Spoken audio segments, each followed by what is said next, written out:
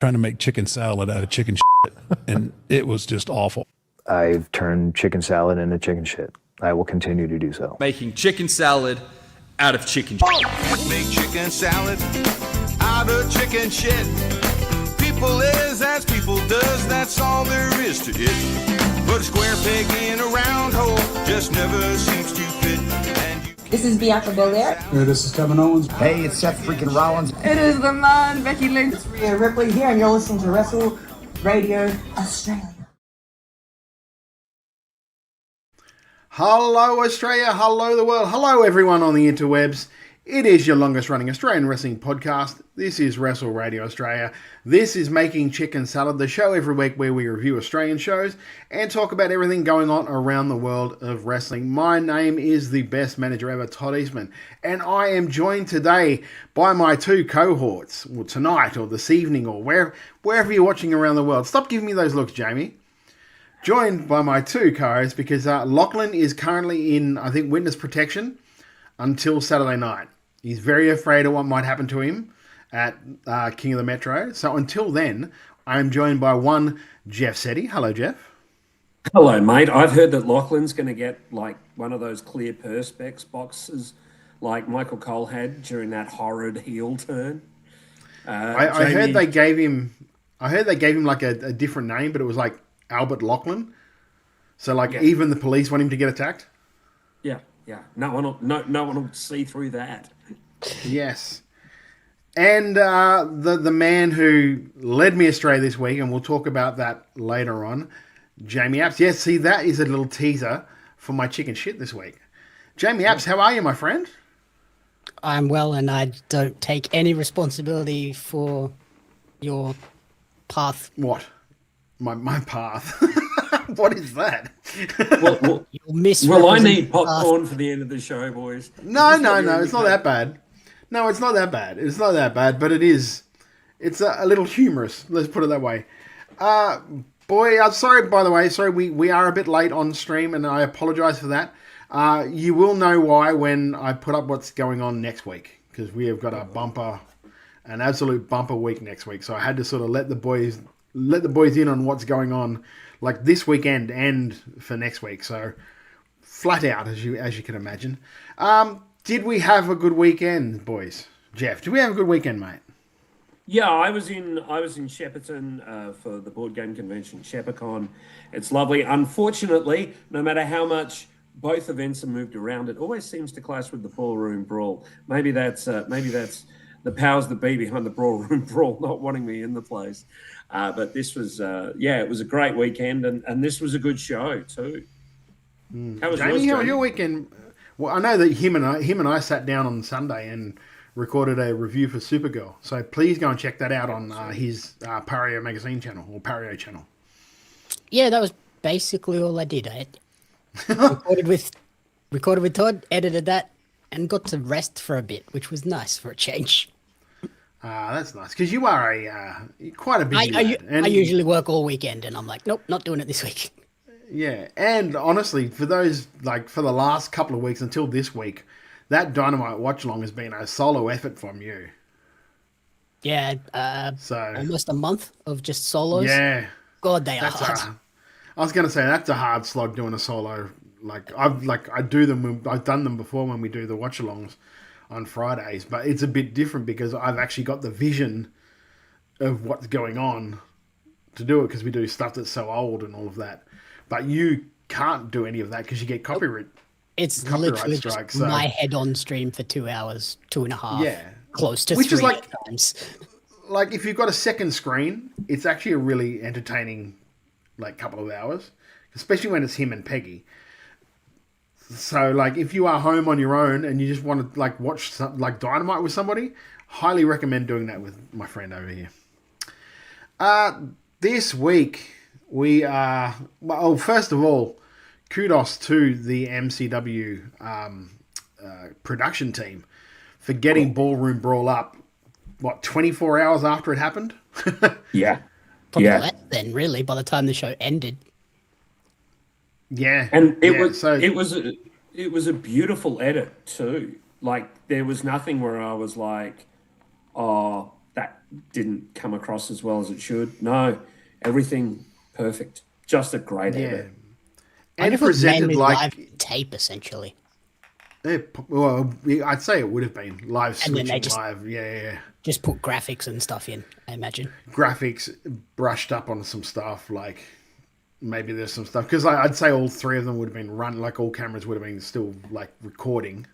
Yeah. So like, oh, okay, maybe we can do this different, maybe stuff like that. We maybe cut all to this angle instead for this thing. Yeah, all of that sort of stuff. And also available now, Digital Beard's photos from the event. For those that don't know, Digital Beard Owen is one of Australia's best wrestling photographers. Australian wrestling photography is great, but there's something really special about DB. So kudos to him for the photos from Ballroom Brawl. They look great. Yeah, and I will say before we get into the review, it was presented like their WrestleMania. Like a different open, a different, you know what I mean? There was just a different feel to it. And I really did enjoy the fact that they did separate it from the normal, quote unquote, normal shows by doing that like different open with Nims and Simon at the start and that sort of stuff. It really did set it apart from every other MCW show that you watch on YouTube. Oh, by the way, for Lachlan, free on YouTube. And yeah, there's a couple of like big special entrances and stuff. So it's like even the wrestlers knew this is a big one. Yeah. Let's try and plan this is special stuff. Yeah, exactly. We do kick it off. Let's get right into it. And they got right into it by kicking it off with the MCW tag team. So the thing about this is there was five matches and then the Ballroom Brawl.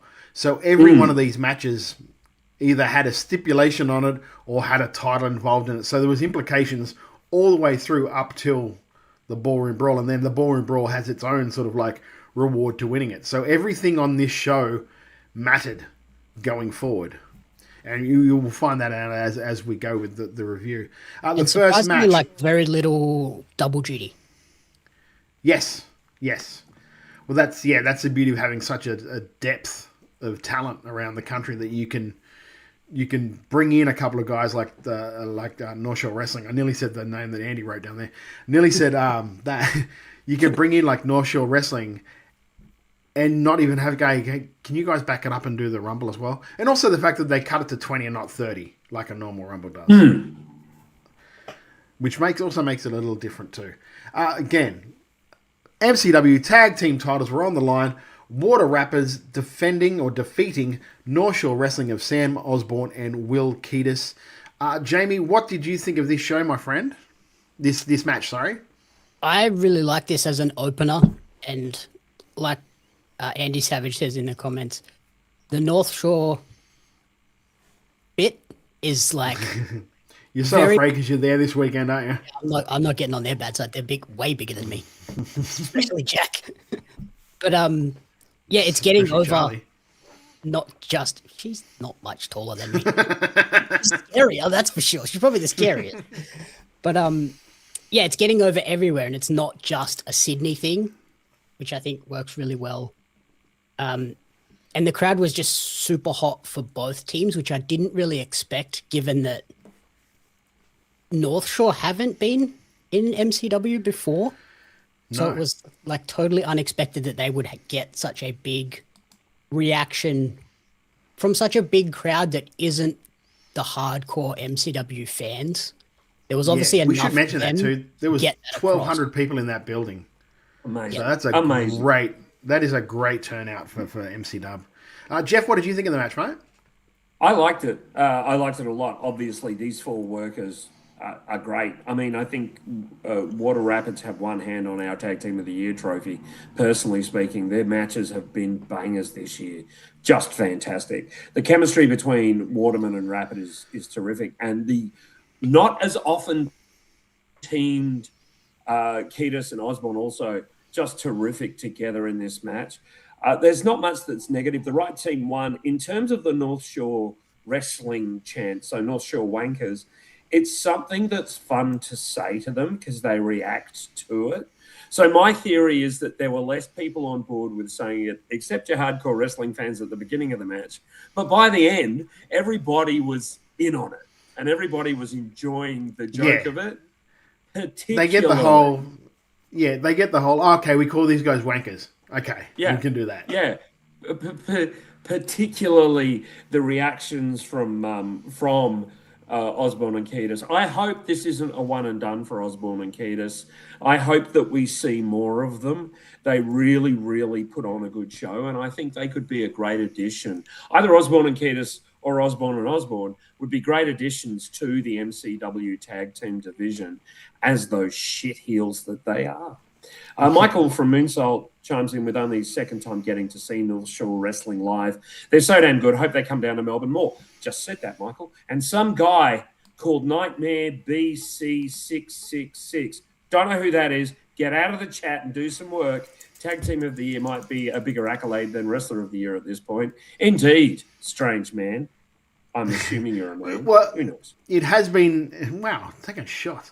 It has been a really, really big, really strong year for tag team wrestling in the country, because just by the shows that we've reviewed, I think in the last 5 or 6 shows, 3 or 4 of them have been tag team matches, have been what we've said, oh, this was our match of the night. This is what I thought was the match of the night.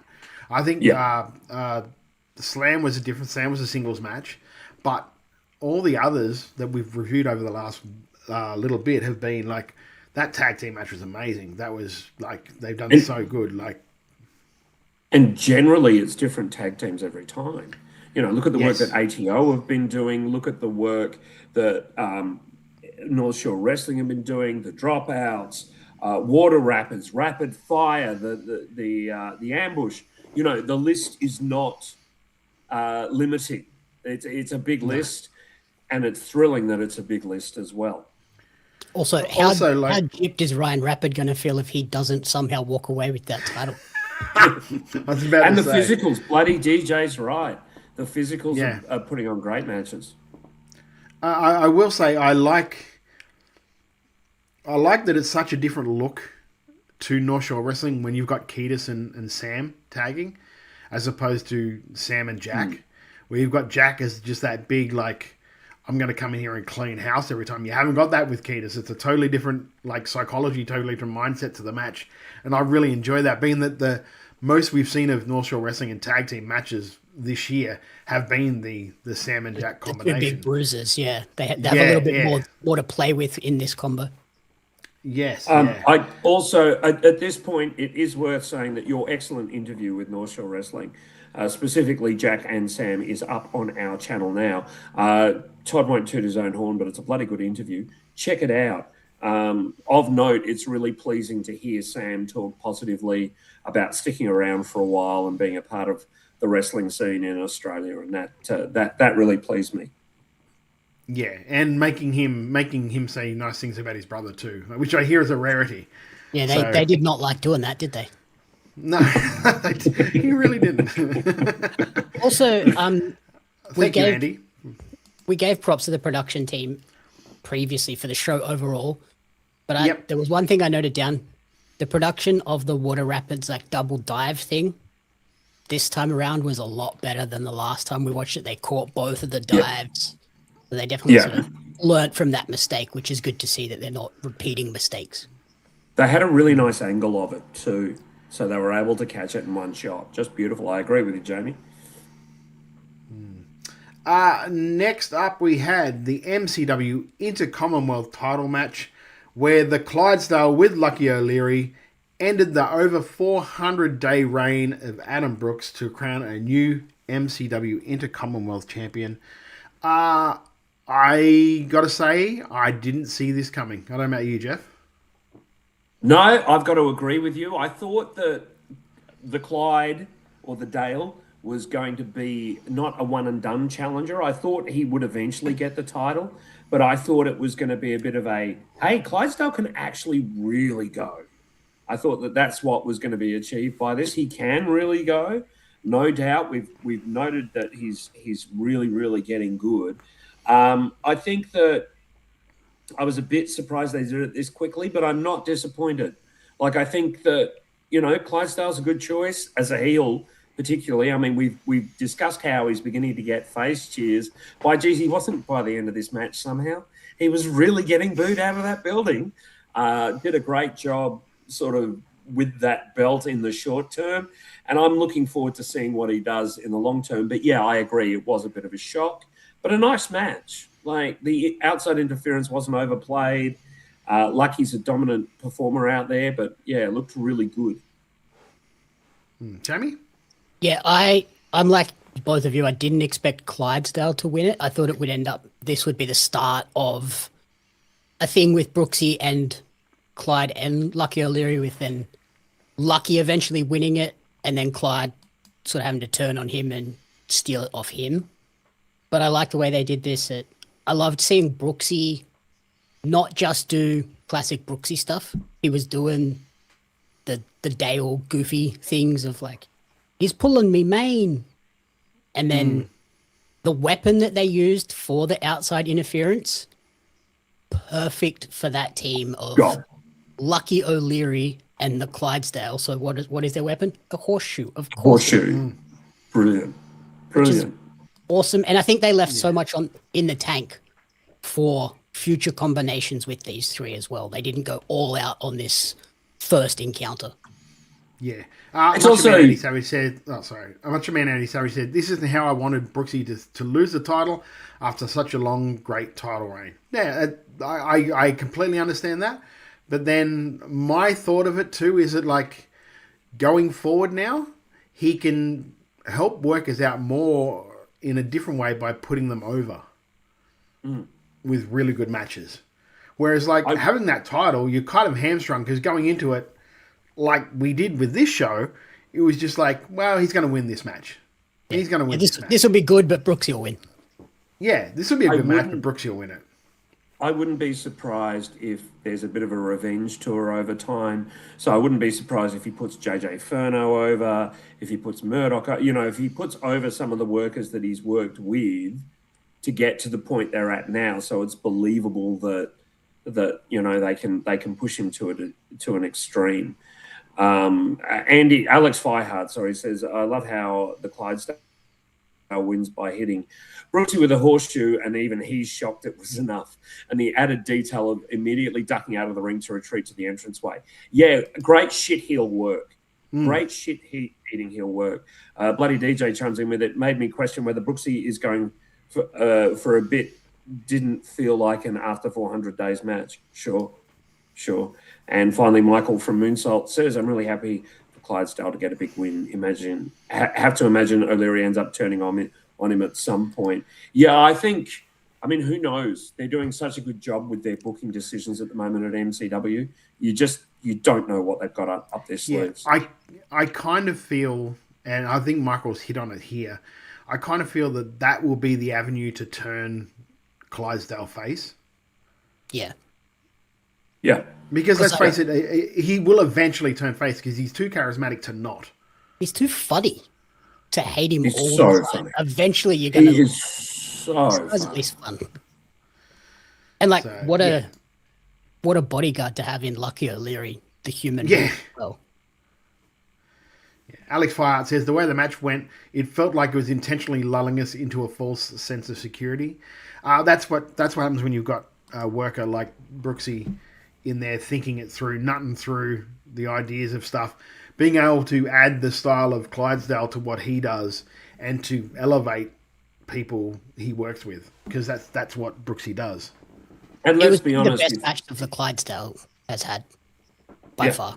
And if Brooksy spends the next 3 shows working with Clyde, with the Dale, then it's only going to benefit Clydesdale. It really will. See, I kind of feel the opposite. I kind of feel like Brooksy just needs to go away from that for a while. Because if he's always around it, then you almost fall into a trap of, well, not a trap, but I fall into a thing of like, well, like he's going to win it back eventually because he's always hanging around it. Whereas if he just goes away for a while, does his little things here and there, and just keeps on putting on matches of the night, which is what he kind of does, doesn't matter where he's going to be on the card. He's one of those guys that doesn't need that belt for that, but having him have that belt really establishes what that belt means to MCW. Yeah, I could see him and I mean, going away and like, I'm going to mentor Jarvis and make sure he gets his big win. Or he goes and mentors some of these other guys like JJ Furno and goes, you took me to the limit, you can beat Clydesdale. Next up, we've had another title match, and that is the MCW Women's title match. Shay Cassidy defending her title against Aisha. Jeff, what did you think of this? Is one of those ones where, again, we get the big WrestleMania type entrances with Shay, and doing the thing that I know that I said to you guys from like the difference between her here and her in PWA is it seems like in PWA she never uses that song, whereas MCW and even in Slam she used the song as well. But it really does. For someone potentially going out in front of a crowd who doesn't know who she is, gets her over instantly in front of like 1,200 people. Jeff, what did you think of the match? Sorry. The match itself was a really good match. There are a couple of things. One is kudos to one of her ring guys who she was stuck somehow on his suspender, and they managed to sort it out really, really quickly. So kudos to both Shay and the ring guy for doing that. It's just a small thing that I picked up. Isn't one of them? He's from Mayhem. Yeah, they're both Mayhem boys. Yeah. Geez, we've been. I knew his name when I watched it, and I can't remember it now. Yeah. But you know, it looks like AJ Styles. Yeah. Yeah, I know who you mean. Farrow. Shotgun, Matt Farrow. Thank you. Thank you, Lachlan Albert. Is that who Albert that is? Lachlan? No, it's Albert Lachlan. Albert Lachlan in hiding.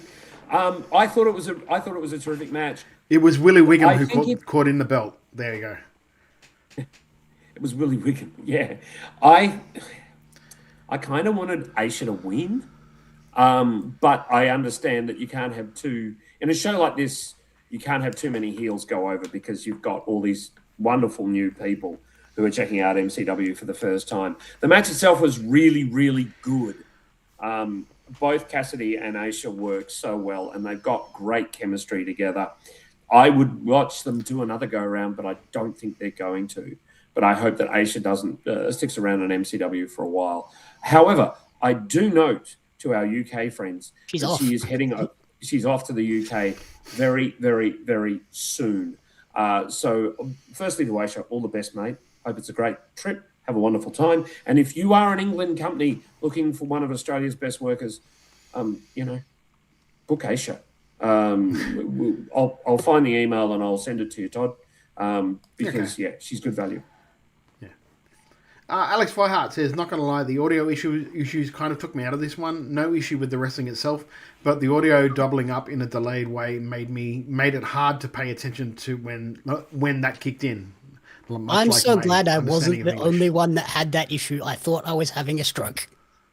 I was like, wait, didn't I just hear that? What's happening right now? And then it happened again. I was like, there's a sync issue. That was the only, there was a little, the commentary at the start when Scott Green was on commentary was a little low, but they fixed that pretty quick. And then this was the only other, major production hiccup where I was like, oh, what's happening? Other than that. And then again, when they're turning it around so quickly. Yeah, if you're turning it around in 18 hours, that's fine. Yeah. I'm not going to bust your balls. No, honestly, I've done stuff where I've been turning it around in a week and I've missed, a camera cut. It's easy to do. Yeah, it's so easy to do. And then when you watch it back after you've published it, and then you're like, shit. And it was funny because, there was a time that I used to edit shows where I would have two, because I only really work off two cameras, a hard cam and a one roaming for most of the productions that I've done. So I would just do them side-by-side screens and then cut to the one the one I wanted. And then at the end of it, just you change it so it's just that cut. and I just missed one. But somebody actually commented on going, "Oh, I love that style where you had both cameras going at the same time." I'm like, "Yes, yes, I meant that." But I really enjoyed this match. I kind of disagree with wanting Aisha to win because I just think that you don't put out a fire that's going at the point of what Shay's is going at the moment. Like Shay had that real. Shay's had a real hard thing of like she had to literally follow 2 title reigns of Delta and Kate and Erica. And that is a heck of a mountain to climb. And the fact that she's doing it in such a different way and it getting over well is just I just don't think you stop that right now. You just keep feeding her monsters. It's a split opinion. I partly agree with you, but I just think that Aisha is such a talent that, it'll be great to see her get that reward. Yeah, I think just like now with hindsight and seeing the announcement that she put out of going to the UK, I loved how the finish of this played out of her cockiness ultimately being her downfall. With like, okay, now I have to go away for a bit. So this finish makes sense for her to go away, rethink, and then she can come back and maybe take the belt off Shay in 3 or 4 months, come back at the end of the year and take it back. Yeah. I think Future Shock says he still manually cuts all of his stuff. The razor blade and the... Crazy man. Crazy. I think also... Tape. See, you laugh, but I used to have to record video. I used to have to repair video cassettes like that back in the day. Yeah. I had a splicing machine. I think also the fact, yes, that Aisha is going overseas, but also, you look at the year that she's had. She's been on an All Elite Wrestling major show here. She was on a Ring of Honor taping. She's killing it wherever she goes. You love to see it. Alex Whiteheart says, hopefully they... Sorry. She'll be in England when AEW are back in England, so she might get more opportunities. Yeah. There you go.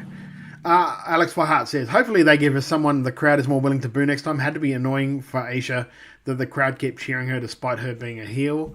It's just one of those things, unfortunately. It seemed like in the room, some people were turning against Shay. Might be just because the people were in fact new to the product. Michael from Moonside Press. That could also be like in the intros when people say like, hailing from Melbourne, hailing from... Inherently, they'll... If they're not really this sure... This is the person we're supposed to cheer because they're the hometown. Yeah. Also, considering the Ballroom Brawl does have a lot of interest from people all over Australia, if anyone had come down from Canberra to watch the show, Shay did a great job of being a heel in Slam, and they didn't like her, so it could have transferred through. On Aisha's part, though, I think her RBF and look of like pure disdain as Shay made her entrance really cemented to me that, okay, she's 1000% the heel in this. You're not supposed to cheer her at all. Yeah. One of my notes was Shay's facial reactions to Shay's song, because there were a couple of shots that captured Aisha in there as well. She looks so good. She just looks so like, I hate this. She's like, yeah. I hate this. This is below me so far. Macho Man Andy Savage says, Aisha's gold boots are something else. They really add to her presentation. And also, they announced Aisha from being from South Yarra, which isn't something you'd automatically boo. Which is fair. No, it's not like the North Shore thing. No, I guess not. Depends who you are. Like here in the Thornbury Theatre, that gets boos. That gets big boos. Yeah. Alex White said, well, that and North Shore were first on and were heels from Sydney, so maybe they got the crowd. Yeah, that is a good point as well, Alex. Very really good point. Mate. We move on from that to the MCW World Heavyweight title match. Robbie Thorpe defending his title against Matt Hayter in somewhat of a controversial finish where poor Edwin was knocked out and Rocky slid in and basically used Edwin's hand to count the 3 and then made them ring the bell. Yeah, it was a finish. I get it. I get why they did it. I get what they did it. The match right up to that point was really, really freaking good. Jamie, what did you think, mate?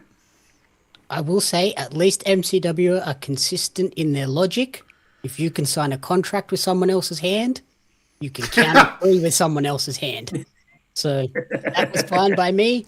I loved Tackler playing into Rocky's shenanigans and being like, you said to ring the bell, so I had to ring the bell, and like really hamming it up and being the heel.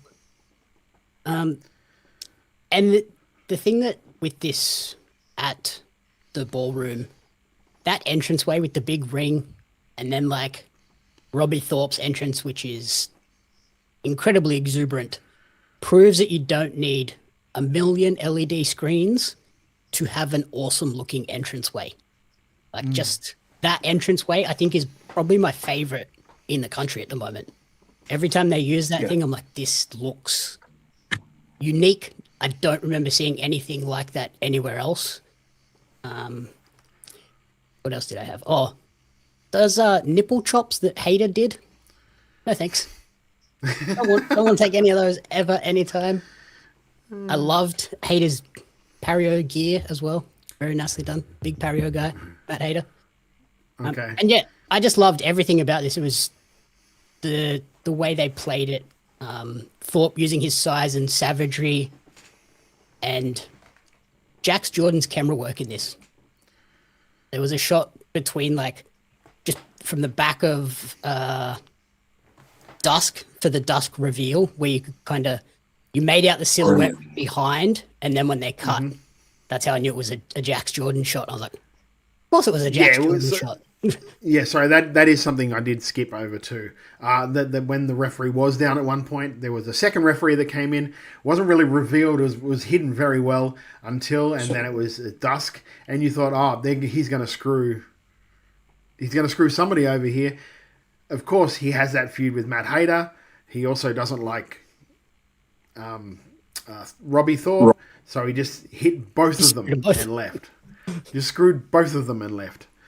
So it was, and it's kind of like that bit, I totally, completely in the storyline, but just from what happens later on in the show, it was just like, okay, we're going completely left turn here. And he kicked Edwin. Like, yeah, yes. The biggest way to turn into a heel immediately in MCW, attack Edwin. My God. Yeah. Oh my God. The last person I remember physically interacting with Edwin in a violent way was Sexton. And the crowd were all over Sexton. And the second that Dusk came out later in the show, bang, he got booed. He got booed to hell. Wow. I thought this because of what he did. Yeah. It's bound to get you booed. I thought this turn was fantastic. Just that angle. Lachlan's mentioned it. It was so bloody good. I don't think this is a heel turn. I think this is just Dusk being Dusk. Like, I think there is something really. His brain is broken. He's lost the thing he was chasing for so long. The fans were with him. Now they're against him. Why? He is the same person. There's going to be some amazing promos coming from that man in the next 6 to 12 months. I cannot wait. The match itself was just brilliant. It was just brilliant. That Robbie elbow drop, I'm not 100% comfortable with it, but he hits it perfectly every time. The leg drop. Sorry, not the elbow drop. The leg drop. He hits it perfectly every time. Just, but a great, fantastic match. And yeah, those nipple chops would have hurt like hell. Alex Fireheart said Rocky looked like a retired James Bond actor introducing his younger replacement in that suit. It was pure Rocky Monero. Like, he wouldn't wear anything else but something like that. The one thing I will say when watching this match and I saw that finish, I really thought for a second, okay, this is where the GM steps in and says restart it, and then they screw Matt over some other way. But I do understand how this now, and I know that Matt's gone to America for a little bit, for a month or so, so that gives him a bit of a break from it. But it's also a good loophole for the future of saying, well, technically, that referee didn't count the pin. He was out. Yeah. So the one and done rule doesn't count for me.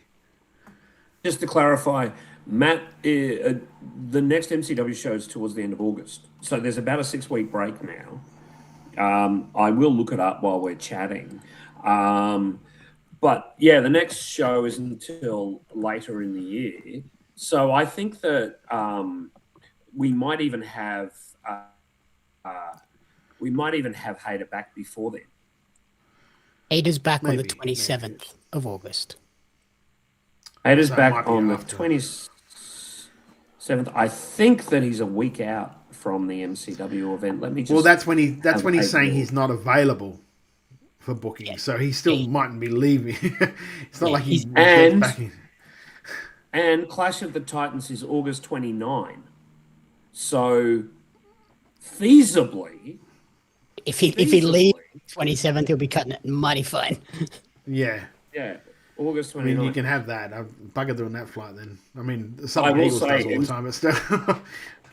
that heavyweight title is going to have a very interesting focus in the back half of 2026 with some of Australia's best chasing it. Yeah.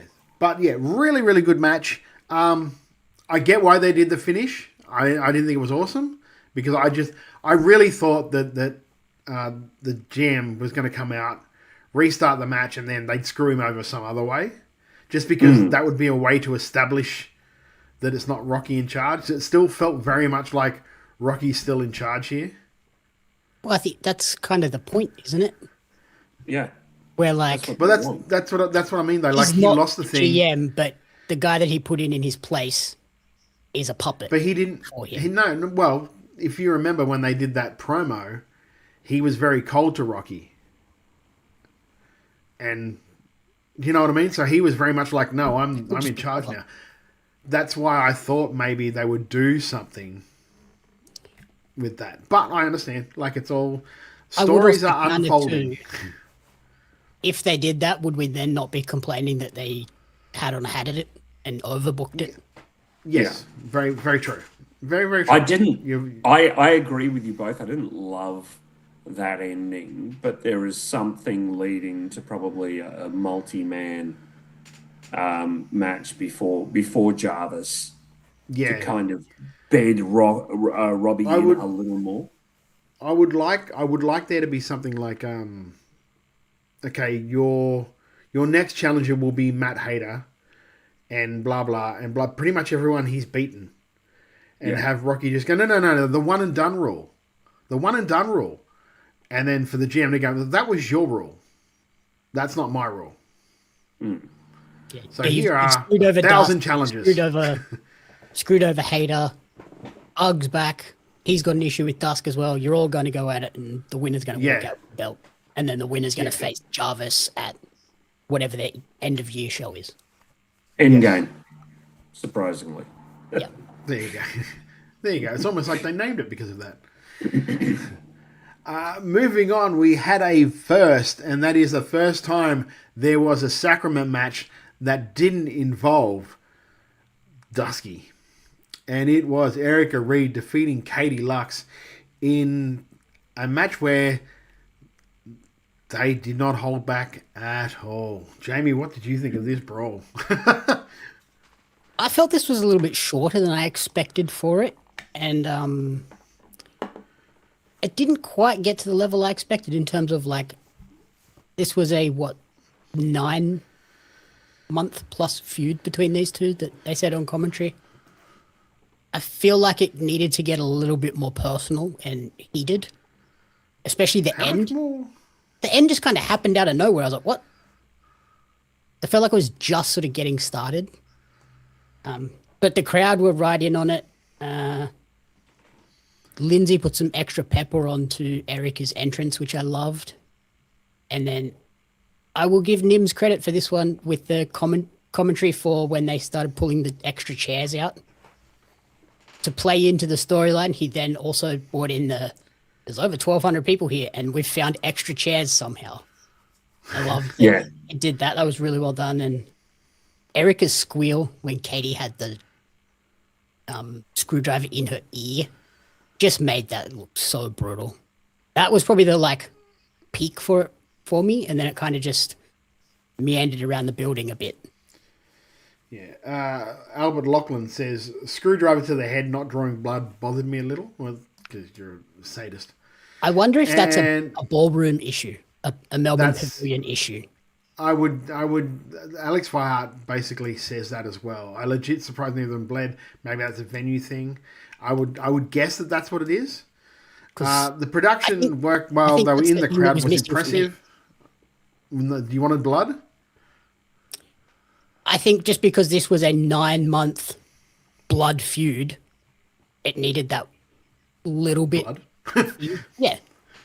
Yeah, I like... Stab her in the head with a screwdriver, bleed. And then that takes it to that level what I wanted it to get to. I like the idea of Erica's face covered in blood and her looking maniacally at Katie in defeat. I think that I agree with you in some ways, Jamie, that would have been a bit more. That screwdriver stretching the ear extension, actually, I couldn't look at that. I had to look away. It was a good match.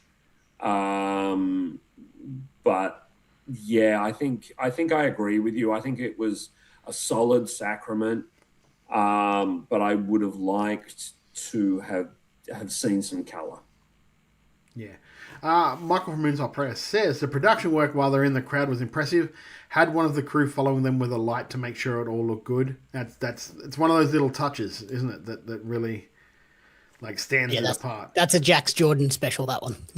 Yeah. That's great. And all companies around Australia could take a leaf out of that book, particularly Perth, who sometimes they go off into the crowd and you can't see anything. It's pitch black over there. Yeah, following with a light will cure all of those ills. Yeah. Macho Man Andy Savage says, I guess you can finish in the crowd or you can bleed. You can't have both. That's true. That's a good point. I'm not overly defending them, but I would very much imagine that being that it's in the pavilion, I would very much imagine that blood is what's held them back. For sure. Because I can't imagine in any other world where Erica wouldn't want to bleed for that spot. Yeah. Do you know what I mean? There's no world in which she goes, how about we don't bleed tonight, or we don't bleed tonight. I think I'm not saying it was terrible. I think that was the extra bit of seasoning that would have taken it to the next level for me. I think that she bled against the aspirationalist down in Mayhem at one match. Yeah. So I don't Mayhem think is exactly the Pav. No, true. Next week, Jake's thing. But overall, I think again, this has been an absolute breakout. Macho Man Andy Savage just pops in with, they did have blood back on the GCW show there, but maybe that prompted a change in the building policy. That is highly likely. That is highly likely something like that has happened. The Pav was probably booking wrestling, not realizing, and then being like, "Oh, you are not doing that again." Yeah. That changed the game a little too much.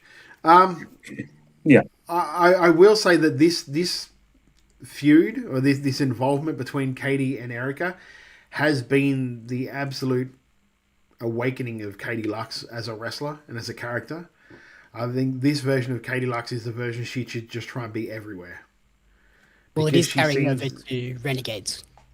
Yeah, well, she seems very natural doing this. She seems more comfortable doing this type of a gimmick than I've seen her in anything else that she's done. I've been really, really impressed with this version of Katie Lux. So I hope it does continue after this and they find something else for her to do.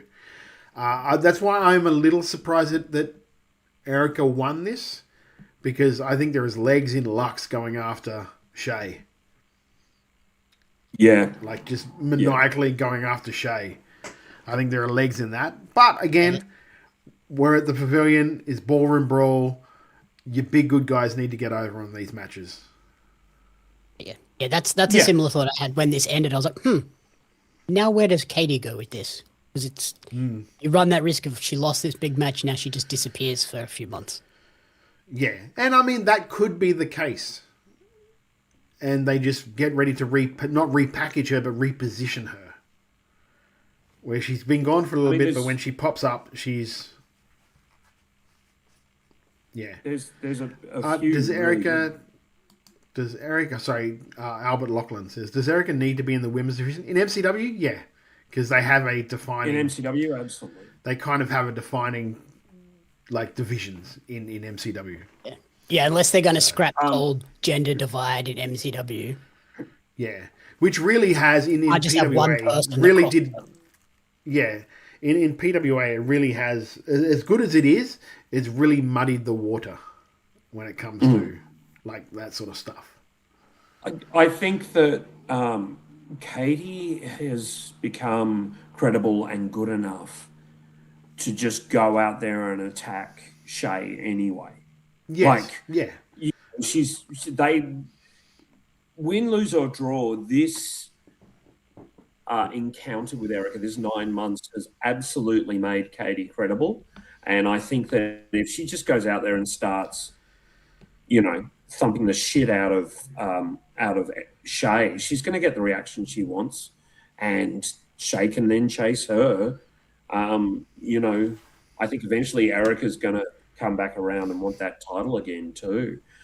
Plus, you've got Melissa Avarillo, you've got Rochelle Rogue, you've got you got a lot of people, a lot of girls in Melbourne. Without even looking at someone like Melissa in Sydney, there are a lot of girls in Melbourne at the moment, sort of kind of knocking on that door. Yeah, could really do some good stuff in. So I think MCW. Ali, both of the girls from the Glow Up. Ari Nicole is back training now, so she's on the mend. And so absolutely, you're in sync here with Michael from Moonsault Press. Yeah, it's really exciting to be in Melbourne and see this influx of women's talent, and they're all good and they're all unique and different from each other. So I remember a couple of years ago we were talking about women's talent in Melbourne, and it was like, oh well, there's Erica and Aisha, but now it's great. There's this influx of talent, and it's wonderful. That's what I was about to say. It shows the difference when like MCW have done what they've done, where they had a strict quality control, whereas like, okay, we're not going to put these girls on until we think that they are ready, because it's always hard to make a good second impression if the first impression isn't that great. So especially and they've waited, and their patience of women's wrestling seems to be held to an impossible standard at times for the casual fan. So they have to be awesome to like capture their attention and go, oh, hang on. This isn't the match where I go to the bar. Yeah. But yeah, just it proves their point. And to be fair, the girls have responded. Oh yeah, they've all paid, and that's a really nice, strong crop of women's wrestlers now coming through in Melbourne. It's great to see. We move from that to the main event of the evening, the Ballroom Brawl. I'm going to get my my Loxcalibur on here. Gino Gambino, Murdoch, Anth Cava, Lucas Fantasia, Mitch Ryder, the Tuckman, Jarvis, JJ Ferner, the Clydesdale, Jab, Nate Hunter, Matty Romano, Lucky O'Leary, Caveman Ugg for a little time, then Edward Dusk, and the Physicals were involved, with Jarvis being the man to walk out on top. What was that, my friend? I was going to say Jamie Takatasi is not listed there. Oh, yes, sorry, he wasn't in there. Sorry, that was an incredible debut. Oh, it's Cage Match. I looked up on Cage Match as well, and he wasn't listed for some reason. No, he wasn't. But he just what a great way to debut for free. That young man. So, as I said in our post announcing the winner of the Ballroom Brawl, Jarvis either defeated 19 other people or 20 if you count the physicals of 2 different people. Yeah. To be the Ballroom Mitch Brawl isn't in there either. 2026. Yeah, Mitch He's is not missing either. as well. Mitch Waterman. Mitch Ryder's there. Yeah, get your shit The together, Cage final Match. 2 was Mitch, and Jarvis. Yeah, final get your 3. shit together, Cage Match. What the hell are you doing to me? Anyway, let's go. The start of this was just outrageous, where you had Lucas Fantasia come out, and then the Tuckman came out, and then had to come out again because the crowd wouldn't stop dancing, to the point of missing out on the first 2 guys wrestling all together because Tuckman took up all of that time on his entrance, and then Mitch Ryder came out to join the party and stuck around until the 3rd last person. So Mitch Ryder, my boy. I can't be like in any way like Neutral with this or neutral. Thank you. Neutral is a word. Mitch was the Iron Man of this thing. 38 minutes he was in there for. Was never like just lying around doing nothing, which a lot of the time you can catch people doing that in these rumbles. I'll put him over massively. Yeah, he definitely made an impression. Yes. Very good rumble. It was good to see Gino back. I guess the story of like there was many.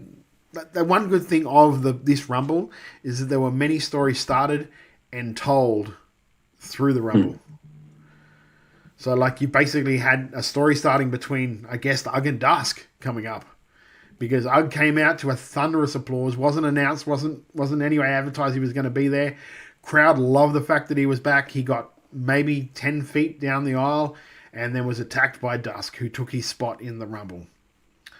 So we are definitely going to see stuff like that, more from that. And I think as much as you're saying, Jeff, that he's sort of like trying to find his way, that firmly supplanted him as a heel in my book. Oh, yeah. No. I'm not. No. He's absolutely a heel. But what my point is that he's not trying to find his way. He knows his way. His way is the MCW World Heavyweight Championship. He hasn't had it. He's now not just focused on himself to get it, because focusing inwards hasn't worked. He's got to let his anger out. And that is what is making him a heel. I think it's a beautiful piece of work. Yeah. Albert Lachlan. That's a good comment. Albert Lachlan says, in a way, Mitch Ryder was terrible in Rumbles. Every time a new entrant comes out, he walks right into a big move from them. Look, we have chatted about that, and I've asked him to stop. I don't know what more I can do. He follows prison rules. I can't physically get in front of him.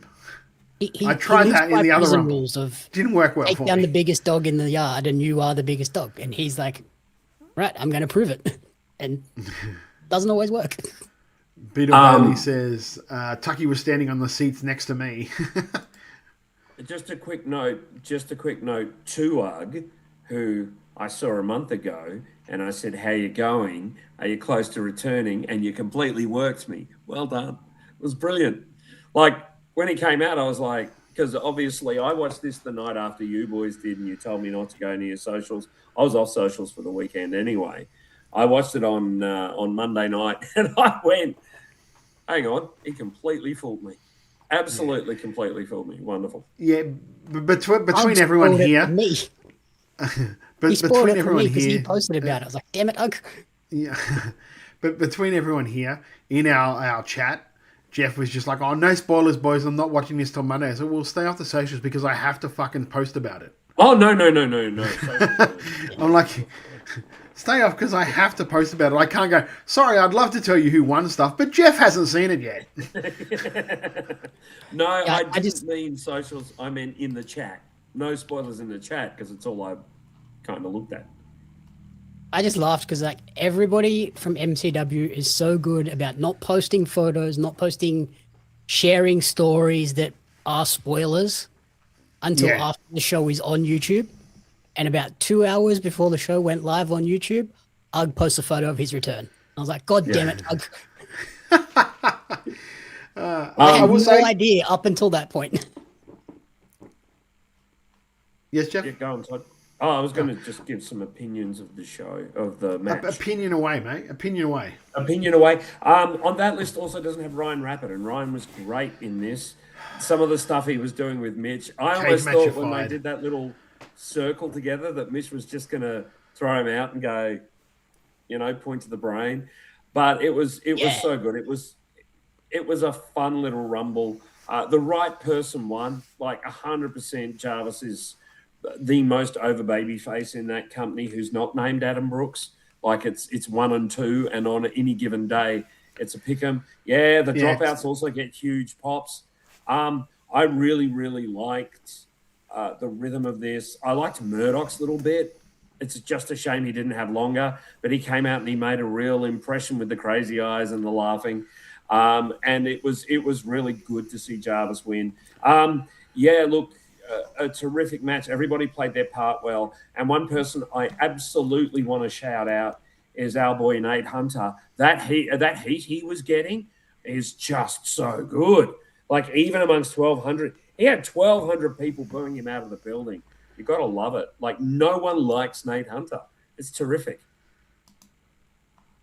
I'd like, storyline-wise, I think they did an incredible job of having callbacks, having things that put new guys into elevated positions. Like, we had the Cavad came out immediately after Dale, so that was like the perfect callback to them.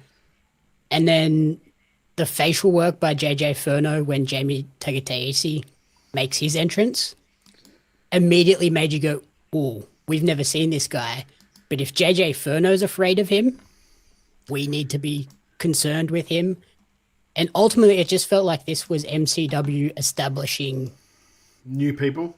Not this generation of upper mid-carders. It was like the next batch that are going to be the next guys of Mitch, obviously, Jab, Jamie, and JJ Furno. These are the 4 guys that when Brooksy inevitably goes away, these guys are going to step into that spot, and we're not going to miss a beat because we've already established them in this way. And really well done overall. I would say there are a few guys on this roster that need to get more identifiable music. Because there was a lot of moments where I was like, I don't know who that is, until they showed them. It was very WWE Rumble where I was like, well, I don't know who that is. To be fair, even with Mitch's music, what I found out, because I messaged Mitch, I was like, did you have new music? He said, no, I think they just cut out my intro. So I think that might have been something that happened with a lot of the guys, because a lot of the guys have those intros before the music or the song kicks in, that you automatically sort of... So maybe that was the issue. Do you know what I mean? Because I didn't even recognize Mitch's music, and I walk out to it all the time. It's your music. Essentially, in my music. And I will say I love the fact that there was no point of this Rumble where it felt like there was a lull. No. There was no point of this Rumble where you're like, all right, come on, we need to start getting it moving here. There was no point of that. And a lot of times you will get that. We're like, okay, we need to start doing some shit here. That never happened on this. Which I think is really good. It's a smart move. It shows that they know how to pace one of these matches out. And even the Clydesdale comedy spot in the middle was done well, where it was still exciting. It wasn't like, okay, this is everyone can get a breather bit. Yeah. I just want to mention 2 things. One is I really like that everyone ran to the ring. Everyone got there in quick time except Jab. Jab was Jab. Jab slowly came out and walked to the ring slowly. I hope they let Jab run riot in MCW. The other thing, and this is a small note, and maybe it's a me note, I don't like tag teams being one unit in Rumbles. I want to see, and Jimmy and Johnny are good enough and credible enough to be separate. Oh, you mean like as an entrant? Yeah. I don't mind. Just have them come out back to back. Tag teams working together in Rumbles is fine. And I get you needed 20, so, but I would have liked to have seen Jimmy Castle come out separately to Johnny Jets. Michael Moonsalt Press said, if you're paying attention, there were callbacks and things to dig into. If you're more casual, it was still a lot of fun and excitement. Yeah, 100% real. Also, shout out to Jarvis for the double Mitch ditch to get the win as well. Both at Yeah. once. Yeah, Alex Fireheart says that final double elimination is probably one of the more unique double eliminations to end a Rumble I've seen, avoiding the usual two guys brawling on the apron and getting knocked off thing, 100%. And I know that there was a point where Mitch was thinking about doing the same elimination that he did the week before in the Purge, and I was like, please don't. And you'll see why when it goes up on Wednesday this week. I was like, please don't do that. Please don't. Mitch did something dumb again. Yeah, Mitch just did Mitch. You know, he does stuff where it's like you can't physically do that, and then like, okay, everyone else you would physically did it. Everyone else would break a leg, and Mitch is like, "I'm fine." Yeah, I'm okay. I'm good. I'm good. Yeah, I loved a lot of really good stuff in this Rumble. One of their better ones, I think, too, from over the years. Didn't have necessarily the quote unquote star power that ones in the past had when you've had like Slex and that sort of stuff. I think like Carlo Cannon came back for that one year and stuff like that. Didn't so much have like callbacks from except for Gino, but then we also knew that Gino was going to be there because they'd done the promos and he's the bodyguard of Villani and that sort of gimmick. But aside from that, this was a really good like ballroom brawl, and being it's like their WrestleMania show, it's so unique because it's their WrestleMania show and their Royal Rumble show packed together. So they've got new stuff going forward, and you also like close the door on some stuff as well. So I thought this was a really good match. I thought this was a really good show, top to bottom. To be perfectly honest, I think everything flowed really well. You had an upset for me. You had an upset when you had the Clydesdale beating Adam Brooks. You had like people coming in from interstate with North Shore Wrestling who came in and really did impress in their debut in MCW. Like top to bottom, this show was really good. And for free on YouTube, if you've got a couple of hours and you want to watch some of the best wrestling you'll see, not just in Australia but in the world, you will go much. You can't go much better than watching this show. I don't know about you boys. And I agree completely. A lovely show. Everybody's shone. Everybody walks out looking better than they walked in, which is actually the idea. I want to mention that tickets for their next show, Clash of the Titans, they are on sale now. Go to MCW Wrestling, MCW Wrestling, Tix. mcitywrestling.com.au or mcwtix.com.au. Yes. They both have those tickets. It's going to be a great show. I'm hoping to get there. So, you know, MCW are just got a hot hand at the moment, especially as their stuff is complimentary on the world's biggest streaming service for free. Oh, was that YouTube? Yeah, that's it. Oh, okay. Couldn't remember the name. Tube of You. Tube of You. And if you've got premium, sure, it costs you some money, but then you don't have to worry about the ads. Yeah. Alex Whiteheart said, and hey, they managed the Rumble in like, what, half an hour, maybe 45 minutes. Not bad. Probably why they weren't any quiet moments. That's yes. Yes. You do also have to remember it was only 20. It wasn't 30. So if it was 30, it probably would have been more like an hour. And also, again... but it was still very good. Complete shout out to whoever's behind the Dusk story, because, look, I'm here for this. This is getting more and more fascinating. All he needs to bring down a commentator / podcaster from Queensland and beat the shit out of him in the ring. Like, I think that's the next step. Doesn't have to be in the ring. Yeah. It can just be anywhere. Yeah. In the street. You said commentator? Yeah. I definitely said commentator. That's fine. I just wanted to make that No. At the lasagna joint down the road. Anywhere. It's fine. Yeah. Oh, yeah. I could word up my friends at 1-800-LASAGNA that Lachlan's coming in to get the shit beaten out of him. Do you know what the worst part is? He's like Lachlan is actively mocking the PWA wrestlers at the moment. Oh no! He literally just sent this through and saying, "Where is everybody?" Oh god! Oh no, Lachlan. That's a mistake. I don't know what he's doing. What's he thinking? Also wearing orange, trying to say that he doesn't kneel. Come Saturday, you'll be kneeling, boy. And if anyone That was tough talk there from Jamie. That was almost like you dropped the set then, Flad. That was great. There's some bass in your voice. I've never heard that out of you before. Well, there you go. Yes. I mean, I guess watch the PWA Rumble live and free on the Tube of You to find out whether Lachlan survives to Sunday morning. Yes. Speaking of that, this weekend in Oz Wrestling, special thanks, of course, to Michael Lee at the Australian Wrestling Community Facebook page. Does the Lord's work, does my good mate Michael. We have quite a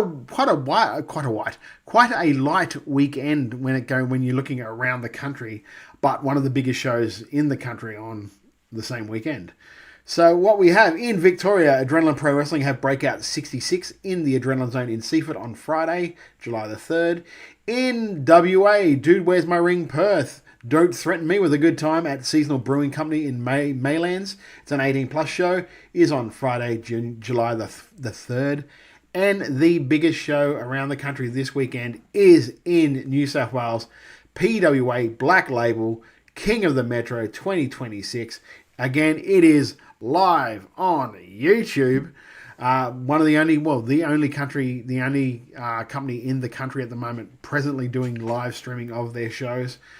Adds that little bit of difference to watching the shows. Like 24 hours or under 24 hours from what MCW did. Amazing. Live, again, totally different. PWA also announced just tonight there's a King of the Metro after party at Chuck Trailers at the CBD, 36 York Street, Sydney. So after the show, if you want to go to an after party, just up the road. And it could be a wake for Lachlan as well. Yes. So you know, go there and toast his memory. Future Shock says Wrestle Radio exclusive Integrity Pro Wrestling Battle Tested featuring the Integrity Tag League will stream on Sunday night. So all that manual cutting. Yes, all that manual cutting is coming to the fore. Not quite. Well, the only real company, not quite the only company doing live, but ads being the operative word. Well, there might be a lot of. You never know. There might be 1,000 ads for Jaeger bombs or Jägermeister brewed in Bangladesh. How many Jägermeisters can I make Lachlan drink and then get on stream after the show? Oh my lord! Oh, please don't. Actually, no. Please do. No, we'll get cancelled. He won't say anything. He's too nice to say anything that'll get you cancelled. I know, but I probably say something to him. Sorry, Mickey. Lachlan might not drive home Sunday. Let's run. She doesn't care as long as you're nice to Jamie Apps. That's the only thing she cares about. We will run through the card for the Metro. Opening up, I don't know. Last Chance Scramble winner enters the PWA Rumble match. Hari Singh, Jesse Lambert, The Anomaly, Randy Chambers, and Velkin will be involved in that one. What's if Jesse Lambert makes it across the country? Yeah, the car seemed having like a bit of issues.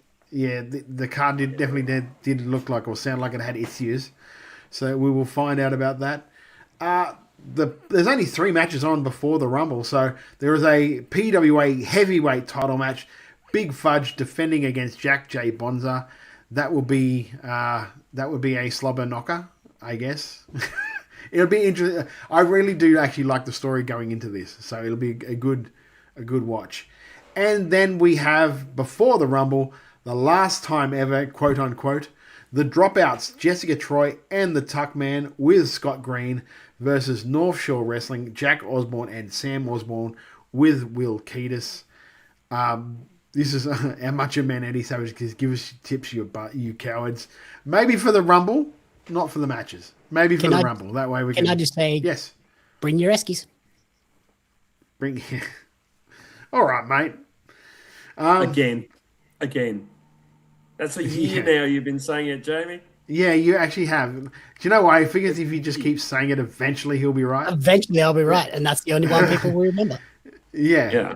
Then he'll clip it, and then You won't remember that the time. 30 times you were wrong. Yeah, The 30 it's different it's different to when I said what was going to happen in WrestleMania and the exact words of the promo afterwards. He will gloat about that more. Yeah. Yeah. Didn't you say to Robbie Eagles and Vegeta, who were going into Wrestle Kingdom, to bring their Eskies, like, don't forget the Eskies? Like, you said it about WrestleMania. He wasn't even on the show.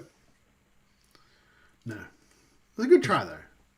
It was a swing and a miss. I don't watch Mania. Anyway. Mania. You can't tell me I tipped Mania.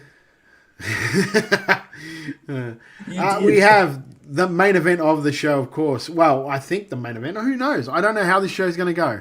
The show that the match that the show is named after, the King of the Metro PWA Rumble match, Robbie Eagles, Michael Spencer, Ali Catch, Paris De Silva, Kai Drake, Billy Preston, Nikki Van Blair, EC Brownie, Benjamin, James Hartness, Rita Stone, Tony Sin, Shay Cassidy, Cosmo Cooper, Jimmy Zero, Marissa Avarillo, who apparently is really hard to say if you're a Sunrise or Sunrise reporter. Really hard to say her last name. You're a runner. Yeah. El Phoenician, Marley Paletti. Guys, don't listen to anything that Lachlan said. Marley, you are not a Timu Roman Reigns, all right? Don't listen to anything he has to say. No. Lockie McIntyre and making her debut, MJ Eagles. Oh, my. I'm going to put you lads on the spot here. Who do you think wins the Metro Rumble? Jamie, who do you think wins it? If I say Eagles, does it count? Not as two people. Damn it. Yeah, nice try. Yes, That's right. Ali Catch will be on Beetle Bailey. Ali Catch is there. I think Benjamin has to win. He has to win. For a second there, I had to remember who Benjamin was. Jeff, who do you think, mate? I'm actually going to... I reckon Kai Drake might take it out this year. Okay. I'm going to go completely left field here. Lockie McIntyre. Oh, Yeah. God. Yeah. So can you imagine Lockie McIntyre winning that Rumble and cutting promos on Fudge? Can you imagine the crowd are going to burn the place down? I love it. Love it. Give me the heat. Love it. I think Lachlan and I will that'd be... both die. You know what? Well, I think- I've had to do the podcast with two people before. Hang on. Nightmare BCC says, give me Robbie. He wants to take on Robbie. He wants a to match? get chopped by Robbie Eagles. We've got it here. Like, I'm not making that up. You can see the words there. Give me Robbie. You want Robbie in a match. I'm sure we He can... didn't say we he can didn't say organise which that. Robbie. Like I said, Yeah, sure. Lachlan is gonna kneel. Lachlan is going to Lachlan Lachlan is Rockland. gonna kneel. Lachlan. Don't Jamie get has us his cancelled. play tonight by Scooby-Doo. Jar Binks. Yeah. I don't know who that is. He's from the he's from the Star Wars. Probably gonna make a Lachlan kneel. No idea. So Jamie, who was yours again? Benjamin. Benjamin. Benjamin, thank you. And like a good pick, but I like that we're picking three different people. 4 different people. Well, that's because 4. Well, that's because no one really like stands out as a.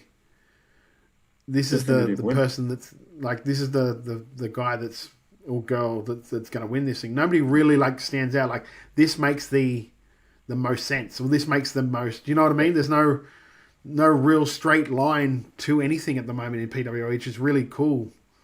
It's the With, Sorbet 21 has said Lachlan versus Robbie at the after party. I'm sure. I like that can this be sorbet organised. fella. I like the way this Sorbet fella thinks. If you've got a newsletter I can subscribe to. I'm gonna message Robbie tomorrow just for you, Lachlan. Why wait till Jeff, tomorrow? who- I'll message him tonight. Who was yours again, Jeff? Sorry. I said Kai Drake because I think Kai. he's putting on great matches. And I was Lockie. I also really liked El Phoenician and Marley Paletti's pick when I spoke to them. They picked Jimmy Zero. Oh, really? That is that's more left field than mine. Yeah, it's a big left field one, but it's a good one. Sorry, Mr. Sorbet has come out with that would really make the after party so much greater. Robbie versus Lachlan. Yeah, look, I'm sure it can be organised. Fletcher Duncombe says, if this is Ben's year, I'm genuinely going to be pissed time after time they haven't given it to him, and this year would be literally perfect. Oh, dear. Beetle Bailey says Jimmy Zero is a great pick. Yeah, I just very, very left field. I didn't... Xander Sullivan with a comeback when, surely? Xander's still learning to walk again at the moment. Yeah, That's from it's what I going can, to take a what I while. can recall. He could still win with Hot Wheels. True. I mean... Hard to throw someone over if they're in a wheelchair. I was going to say, do both wheels have to touch the ground? Yeah. Or is it both wheels and both feet? And just a reminder for our listeners, Yeah, so they never touch the ground. if you're listening on the podcast about, 20 minutes after the show, 15, 20, Todd, you and I What's will be that? chatting about it. Oh, yes, After yes, the- sorry.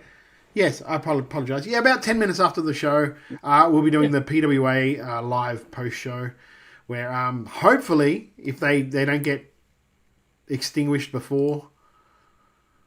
If they don't get extinguished before that, we'll be crossing two, one Jamie Apps and one Albert Lachlan at the Metro with their thoughts. We're not going to do a review. We're just going to do a quick little summary of the thoughts, mainly for people watching it live.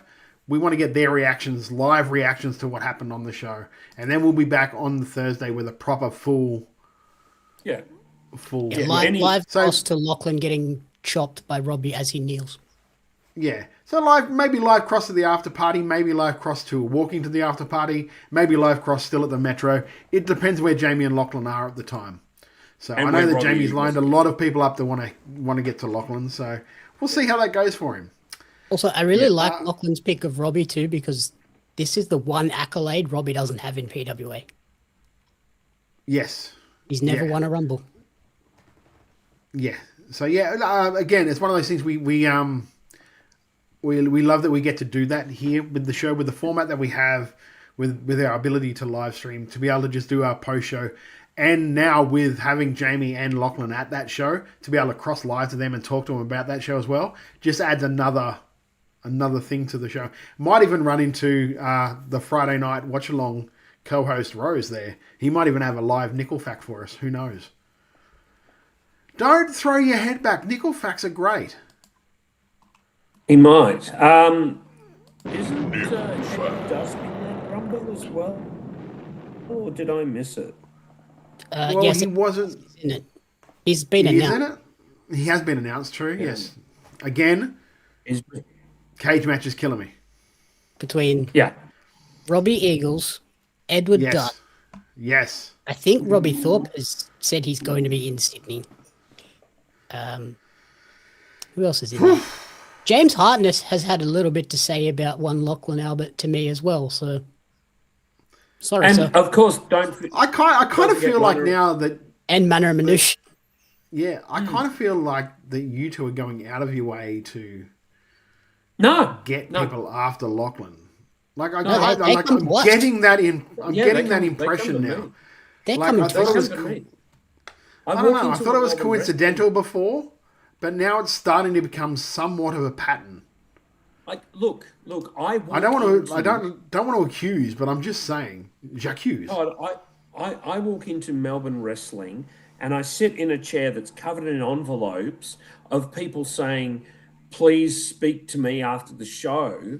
Lachlan is. I can't. I need to talk to you about Lachlan. I'm there for sometimes 2 hours after the show with people literally crying on my shoulder about how evil Lachlan is. We all know it. Jeff, It's are you gotta be profiting on the public side knowledge. from these things?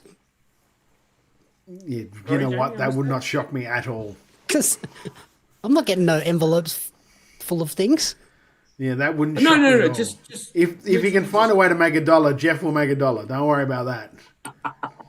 I also Jeff will drop 20 cents out of his pocket and it'll hit the back of his head. He bends over so quickly to try and pick it up. Jeff's selling Lachlan out.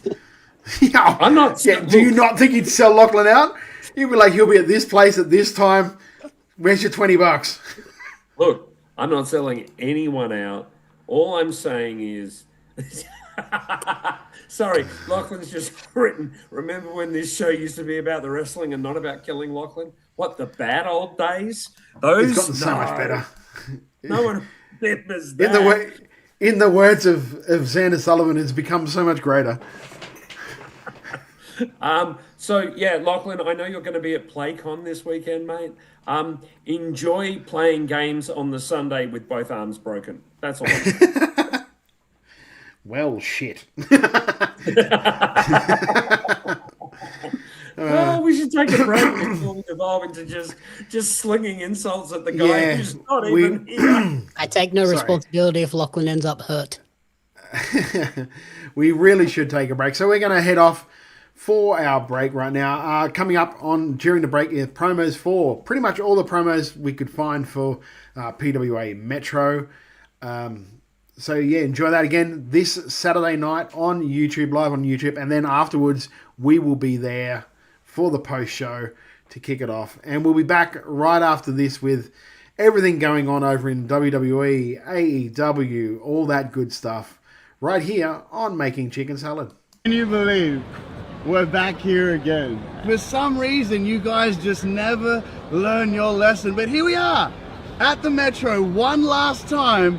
North Shore Wrestling versus the Dropouts. Jessica, you want to get yourself involved? Well, I guess it's my job to take care of you again. One more time, one more spear.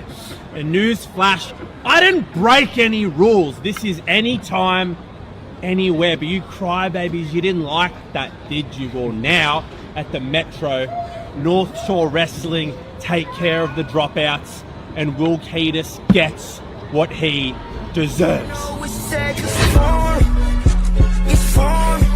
I'm ready to take my shot.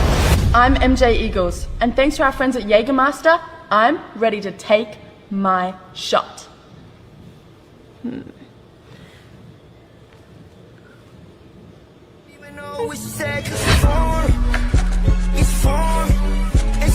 What noise did you make if you got thrown out of the Rumble?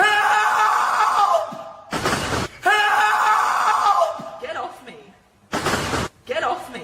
No, cuz I'm slipping, no. Cuz, no. Cuz, no. Cuz I'm slipping, no. Cuz.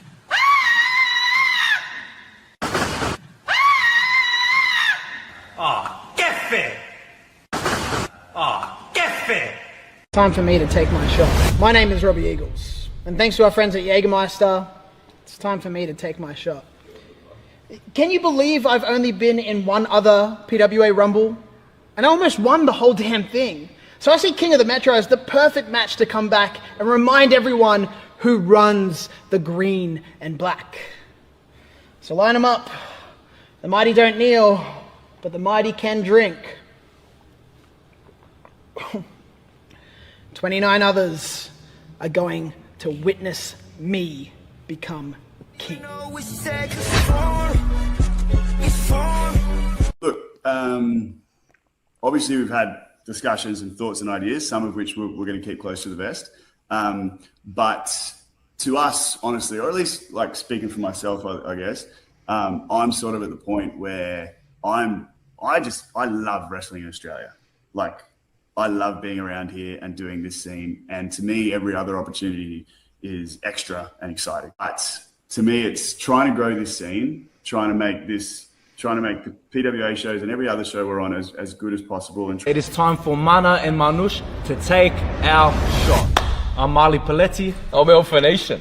And thanks to our friends at Jägermeister, it is time for Mana and Manush to take our shot. Oh, yalla, cuz, let's dig in, cuz. You reckon we could go for the tag titles if we win? I don't know, cuz, I don't make the rules. Hey. Ooh. Not bad. Let's take another shot.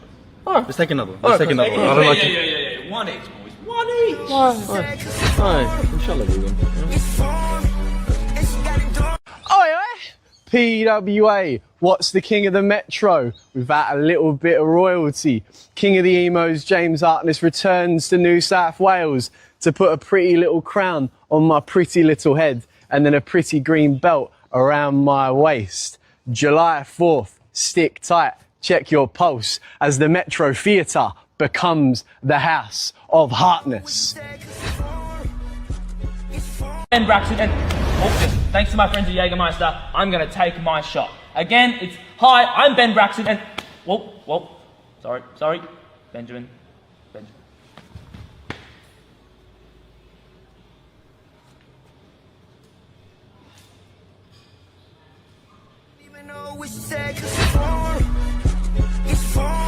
PWA, Jesse Lambert has started the drive all the way from Perth. I'm going to win the last chance scramble, and then I'm winning the King of the Metro Rumble. So buckle up, because Jesse Lambert is on his way.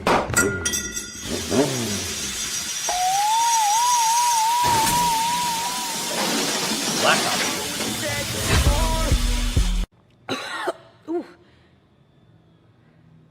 Oh. Oh, okay. I'm gonna need a good song.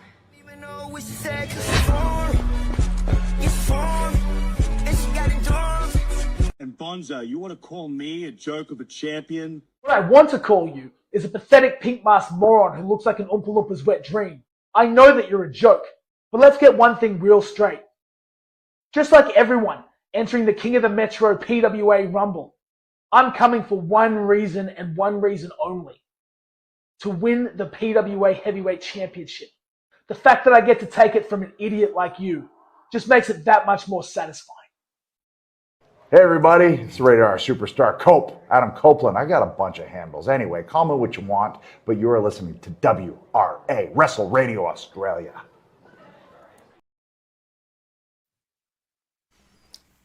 That looked like you were flashing there, Jeff. What the hell was that? It's so Jesus Christ! It's so It's a cold kid down show, there. mate. My bathroom is getting renovated, and I can't put the heater on while my bathroom's getting renovated. So, yeah, this is way too much information. Can we just move on? And you thought Lachlan was going to get you cancelled on the weekend. Mate! Don't show your twig and berries. Not on the tube of you. What are you doing? No, it's just... Wouldn't be the first person to show that on the interwebs. Well, yeah, true. Oh, dear. Let us head to the... Oh, Jesus Christ. Off the rails. Lachlan, come back. We're off the rails. Oh, my Lord. I'm Lachlan, trying bring us here. back on track. God help me, I'm trying. We'll head straight over to WWE because they had their Night of Champions last weekend. We'll just go through the results really quickly. King of the Ring, Men's King of the Ring final. Obafemi defeated Jey Uso. Queen of the Ring 2026, Io Sky defeated Liv Morgan. In the steel cage match, Seth Rollins defeated Bron Breakker. The United States title, Trick Williams defeated Ricky Saints. In the WWE Women's United States Championship match, Tiffany Stratton defended against Jade Cargill.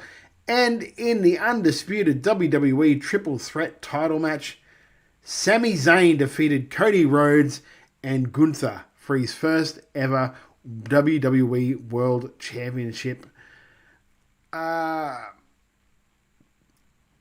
Did we miss the boat on him? Did it too late, too early? What do we think, Jamie? He seems to be enjoying it. It feels, yeah, I don't know, yeah. I think he probably should have won it when he was in that feud with the Bloodline and Roman and all that stuff. Agreed. But I Kevin had it. Yeah, I will say I am enjoying this last good guy kind of gimmick he's going with at the moment. I'm interested to see how that goes as the champion. So, from what I hear, it will be him. It looks like it's going to be him and Jey Uso at SummerSlam. Because this week on Monday Night Raw, Obafemi gave up his title shot as being the King of the Ring to face Brock Lesnar at SummerSlam in a Hell in a Cell match. The World Heavyweight title, Roman Reigns will be defending that against Seth Rollins. Why what? To put him over. Are you dumb? To put him over. Roman Reigns will defend against Seth Rollins in what was set up as a good promo. It's going to be interesting to see where this goes between now and SummerSlam. And the Women's World Champion, Liv Morgan, will defend against Io Sky, who won the Queen of the Ring. So that is what we've got lined up so far for nights 1 and 2 of SummerSlam. That will be building on as we go through. Were there any other WWE sort of stories this week that we found interesting or found? No, we're good. We can move on. They announced their next NXT AAA 2-night event thing. They did? When's that? Sorry, I missed that. It's the same day as All In. Oh, what a shock! Yeah, that was the only other news I saw. Yeah, between us, I've been completely out of the loop when it comes to wrestling news this week because I've just been enthralled in NBA free agency talk and that sort of stuff. So that has been my listening pretty much all week. Indulge me for a sec. Nerd. Yes. What, sports? Can you call someone that's involved in a sports thing a nerd? No, you really can't. No. Nerds can. No. Guys that go to ShepperCon and stuff like that, they can because, Oh, thanks. the Big Bang Theory crew, they can. I love that. It's not the sport itself, it's the free agency bullshit. There's nothing wrong with free agency. At times, that's more exciting. Especially now that LeBron might be moving. Yeah, well, he is moving. He's done. I'm not getting into this because that'll take forever. Let us move over to... see how I did that? Lachlan would have been proud. We'll move over to AEW because they had the Forbidden-ish Door pay-per-view this past weekend. Well, it's Forbidden-ish because they're all on bloody Dynamite and Collision beforehand. Yeah, so it's not all that forbidden. Weren't AEW contracted talent. Yeah. I'll go quickly through the buy-in, and then Drilla Maloney defeated Daniel Garcia, which meant that at least that they had one New Japan person going over. In the Survival of the Fittest qualifying match, Maker defeated Sky Blue, and the women's tag team win. Yes, women's tag team title, Divine Dominion defended their titles against Olympia and Thunder Rosa. We move on to the pay-per-view Forbidden Door. The opening match, three-way tag team title. Young Bucks defeated El Sky Team and Unbound Co. Kenny Omega defeated Zack Sabre Jr. John Moxley defeated Bandito in the Continental title match. The IWGP Global Heavyweight Championship, Shota Umino defended against Pac. The AEW Women's title, Thekla defeated Starlight Kid. The AEW World Tag Team title, Adam Copeland and Christian Cage defeated the Dogs, with Jay White returning in that one. In the Owen Hart Foundation Women's Tournament final, Mercedes Moné Yuck defeated Maya World. The Steel Cage match, Darby Allin, Konosuke Takeshita, the Conglomeration, and defeated Don Callis family. Andrade El Idolo, doing the big turn on the Callis family. Jake Doyle, Kazuchika Okada, Kevin Knight, and Kyle Fletcher and MJF. With shockingly Lachlan picking it, Jake Doyle taking the L on that one. And in the main event, to the shock of absolutely nobody, Will Ospreay defeated Swerve Strickland to book his ticket in the main event at All in London. Aside from, I told you, Jamie, and I don't know about if I told Jeff or not, but the last three matches on that card took an hour and a half. Yeah, you mentioned. So by the time I still have not watched that main event yet, because by the time I got to that main event, the bell rang and literally I said to myself, I can't do this anymore. I can't. I'm wrestlinged out. So I haven't watched the main event. That main event was like peak AEW of finisher kick out spam. Yeah. It got a bit ridiculous. It would have really pissed you off if you'd watched it in that. Do you know what it was, too? I was already mad that Monet won. I was already upset about that. I was like, this is so fucking dumb. You had a chance to do something new and something cool, and you fucking didn't because Mercedes must win. Now, just correct me if I'm wrong, but you, Jamie was absent last week, so you, Lachlan and I, here we go. Talked about who was going to win. We made a few predictions. We did. We did. I think you went very safe, which obviously paid off for you. Safe. You went safe. You went pretty safe. You went very safe, brother. I'm looking at your bets. You went pretty safe. So I got 7 out of 9. Lachlan got 6 out of 9, and Jeff won with 8 out of 9 for the tipping. So congratulations, Jeff. We only did the 9 that were announced at the time of us recording. Yeah, I want to check mine and see how many I got. I would have gotten away with it too if it weren't for Unbound Co. I really would have liked to have seen them win. Well, that was the one where all of us except Lachlan slipped up on that because Lachlan just went the safe call with the Bucks. Went the safe call. Lachlan got. I were safe, but Lachlan got exactly. It wasn't a difficult pay-per-view to predict what was going to happen. No, Lachlan got Zack Sabre Jr. wrong, MJF wrong, and Bandito wrong. Yeah, I got 9. So, yeah, there was no way Bandito. So you got the 9 that we picked right. So you got 9 out of 9. Yeah, because the ones I got wrong were Sky Blue and Don Callis. Okay. Oh, you thought that? Yeah. Okay. Well, I got. What did I get wrong? Because I was thinking Andrade would My turn. World. I got and My help World them. and El Sky Team wrong. That's where I got wrong. Yeah, I thought Andrade would turn and make sure that the Don Callis family won, so that Briscoe didn't get a shot, so that he was the next up. Yeah. No, silly me thought they would do something cool and let My World win. And then because El Sky Team literally just won the ROH Tag Team Championships, I thought maybe they'd let them win this match. But no.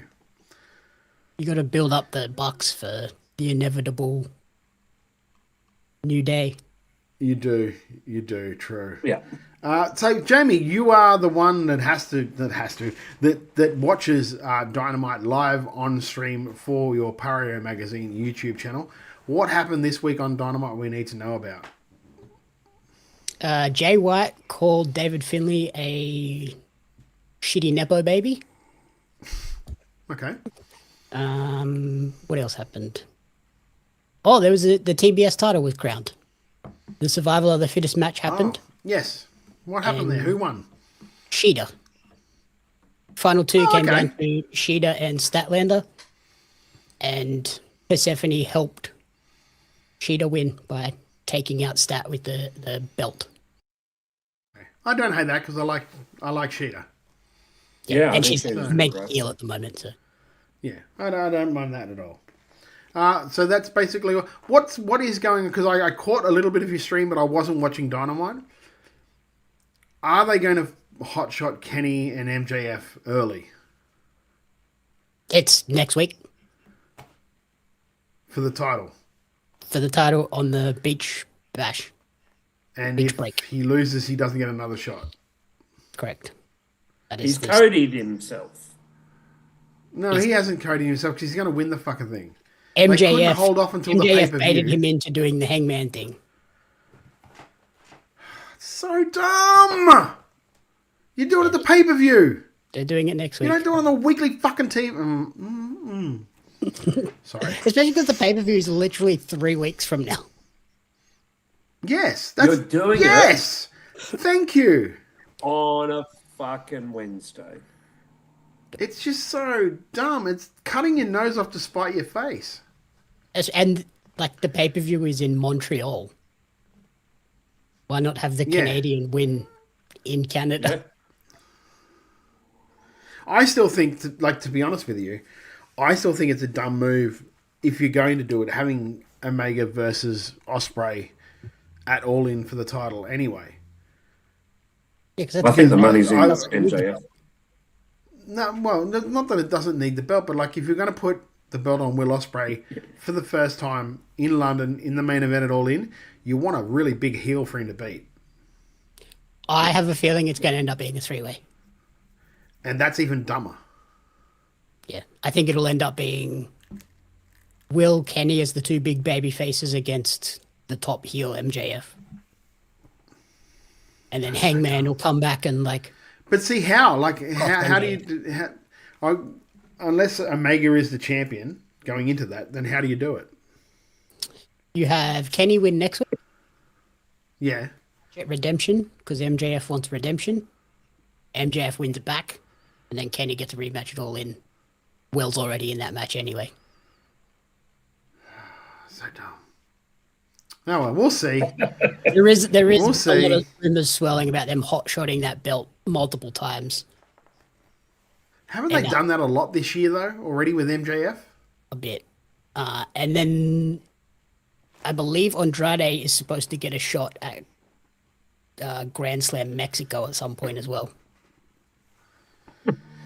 All right, we'll see. Like I always say, with friggin' like, if there's something I don't like on MCW, I say let's let it play out. Like I've said it before, like let's just let it play out and see what Passion Fingers Khan does this time. So play it out and see where it goes. Yeah, exactly. It is time for us to move to what our show is named after. That is, of course, making chicken salad. But before you can have chicken salad, you always have to have... You're a chicken shit. You think you're funny, cracking jokes? I'm chicken shit. Yeah. Jeff, what is your chicken shit for this week, my friend? My chicken shit this week is some quarters of the internet's reaction to Sammy winning the title was absolutely disgusting. Specifically, Bob fucking Holly. Who the fuck is Bob Holly? That's not Bob Holly, brother. Oh, it's not? No. Oh. Fake account. Well, whoever's pretending to be Bob Holly... Got him. You know, there's something wrong with... He was so fired up too. I was. Clip that. I've had medicine. Look, you shouldn't pretend to be a wrestler. And yeah, that's even worse. Like, for the people that are already poo-pooing Sammy's reign, watch it play out. Like, the guy's great in ring. He's made so much out of every gimmick they've given him. Just, watch it play out before you condemn it. Yeah. Jamie Apps, what fake account has given you the chicken shits this week? Well, no fake account. No fake accounts. The thing that gave me the shits happened on AEW TV. They've already started showing promos for Willow Nightingale's return, and they literally only crowned a champion that she had to relinquish today. If she was only going to be out for a month, why did she have to drop the title? They could have just run a storyline where someone attacked her so she was out of the Owen, and then just have her do commentary for the past month where they're doing this tournament to set up her number one contender for redemption or All In. But nope, she's going to come back and they've only just put a new title on someone. Like, what is happening? Or hold those promos a week and a half. The other thing I'd like to mention, and it was a spot unfortunately during the Maya World Mercedes Moné match where Maya threw her, did a full back slam where Mercedes bounced on the ring apron and then onto the floor. I'm really not comfortable with that. That's incredibly dangerous. I'd rather not see a spot like that again. Wild Angel, I think this is what she's trying to say. I can't really understand this, to be perfectly honest with you. Chicken shits, the Net's reaction to Sammy, I'm guessing winning the belt, calling him the worst champion the night he won the belt. Yeah. And Mini Bota? I don't know what that Bota. means. The graphics from the SummerSlam were definitely an AI-generated logo because it said Minnesota, not Minnesota. Oh, maybe the person updated it. Maybe the person like telling them what to write had a cold. A bit of Boda. Just put in a bit of Boda. You should say it, Jamie. Clutching at straws there, I think. Okay, I'm just trying to help. Just trying to help around here. It looked really bad when people started pointing it out. Like, oh god, yeah, that's definitely AI generated.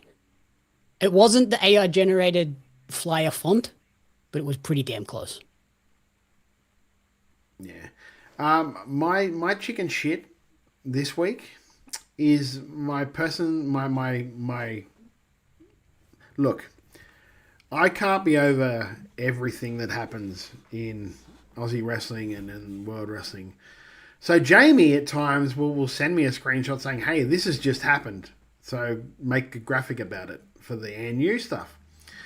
So across my desk comes a quick Jack Bonza holding the integrity title saying, hey, this has just happened. Put up something about it. Cool. Thank you, mate. I'll do that. To find out that it didn't happen at all. I got sold out by young Jamie Apps. No, you got sold out by Jack Bonza. No, I got sold out by you, mate. I expect better from you. Him I sent you just Jack doing his job. Bonza's Instagram post. That's enough.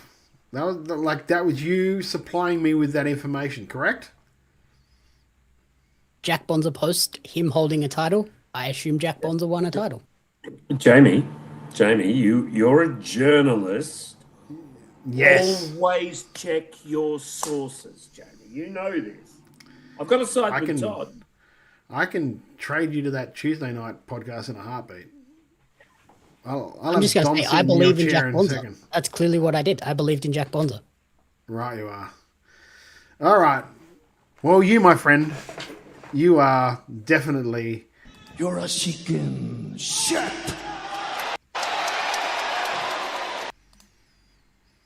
Okay. Let's move to the good stuff. And that is, of course... This chicken salad really is the bomb. The chicken salad. Jeff, what's your chicken salad for this week, my friend? Firstly, the MCW show was great. Like, there's no denying when a show that good comes across our desk, it's a great watch, it's an easy watch, and we all feel good about it. I'd like to shout out my new good friends without Iro, who did a reel that came across my Instagram about Ballroom Brawl and how much they enjoyed it. And the fact that they're leaving, and they said, what else should we see before we leave? And I mentioned I'll be at PCW. And then I obviously shouted you boys out and that other bloke called Lachlan. And I'm actually going to catch up with them. And I'm so looking forward to that at PCW. Because wrestling's great, but wrestling's great when you make friends through wrestling. Do you know what, Jeff? If you get a chance, grab the phone out and just record a little quick something with it. Because what they're doing is pretty cool. What they're doing is really cool. I think they're taking like a gap year to just go and chase wrestling around the world. Isn't that fantastic? So yes, I will. I fully intend to. Without Pyro, I know you listen on. You might be watching live. You might not. You might watch it tomorrow on YouTube because you have told me you're subscribed. I'd really and Todd and Jamie don't know I'm going to say this, but I'd love to hear from you guys through the year and just get regular reports on what you've watched and what you like.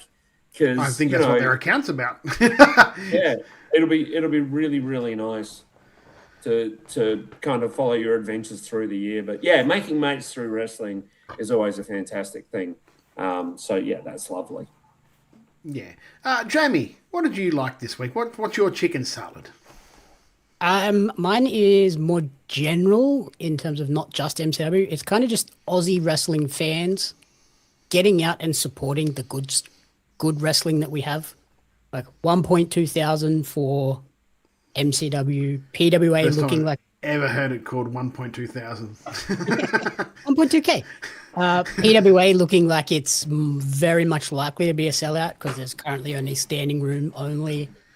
PWL, like Pro Wrestling League, having 4 or 5 sellouts in a row.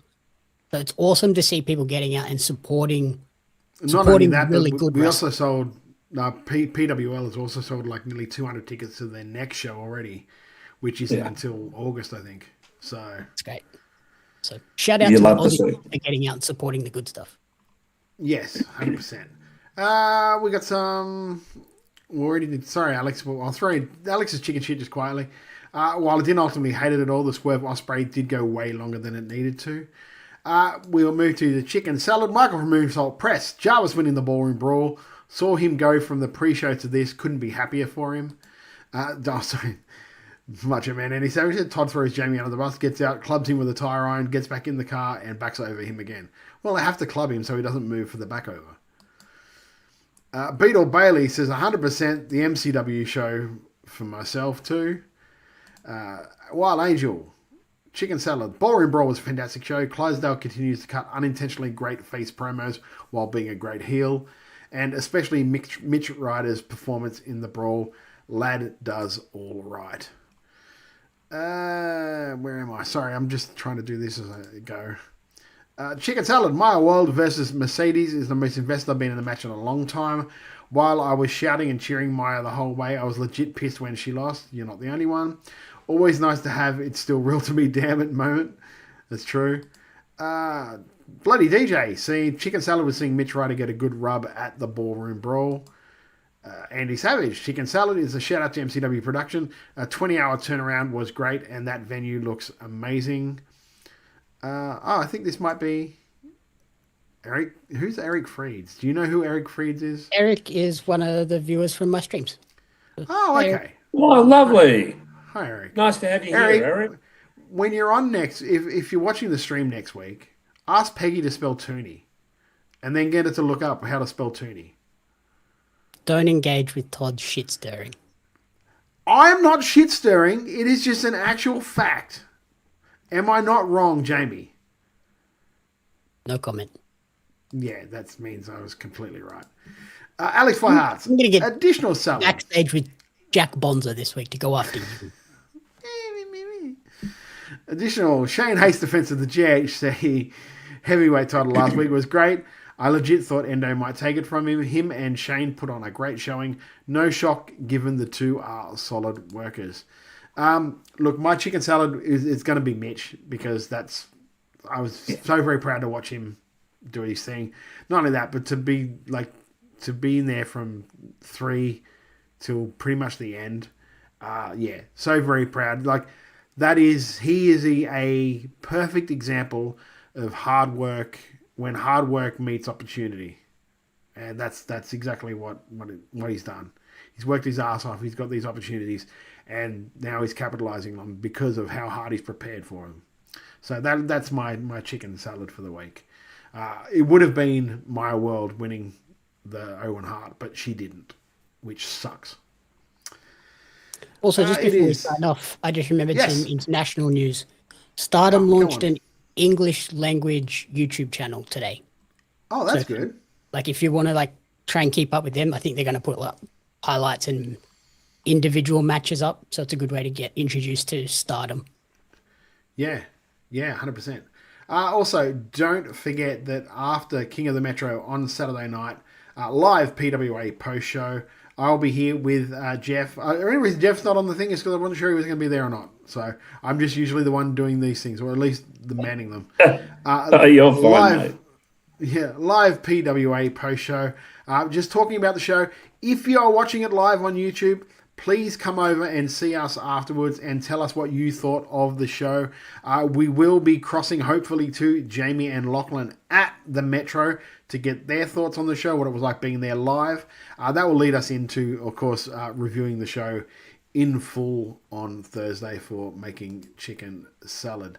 Sorry, just quickly, Wild Angel has another salad for me. The ongoing Anakin Osprey being influenced by Emperor Mox Palpatine. And the match, this is all Star Wars stuff you don't understand. This is the ultimate anti-Jeff comment. Yeah, it really is. And the match coming out with Kenny might boil down to does Will finally embrace the dark side and put down Obi-Wan Omega? So everything that Jeff is I don't know what's happening. Yeah, it's when this live stream finishes, it's going to take me 10 minutes explaining the whole fucking thing to him afterwards. Who did it what now? Exactly. We have we have a big week coming up. Like if you thought this week was big with the stuff we put on this week, next week we are absolutely chock-a-block. I think there's only one night where we don't have something happening during the week, 1 or 2 nights. So on Tuesday, I sat down a couple of weeks ago with Violet Blitz to talk about everything to do with RCW, Old Guard, Women's Wrestling Championships, and what it was like on that other ACW Bangladesh show. Wednesday night, we are doing the Pro Wrestling League Purge pre-show. So Pro Wrestling League, I'm probably spoiling it right now, but it will be dropping on Wednesday night on their YouTube channel. Before that, Lachlan and Sebastian from Pro Wrestling League will be getting you ready for that show with a YouTube premiere of the Pro Wrestling League Rumble, going through everything that's going to be happening on that card, giving you the background, all of that good stuff.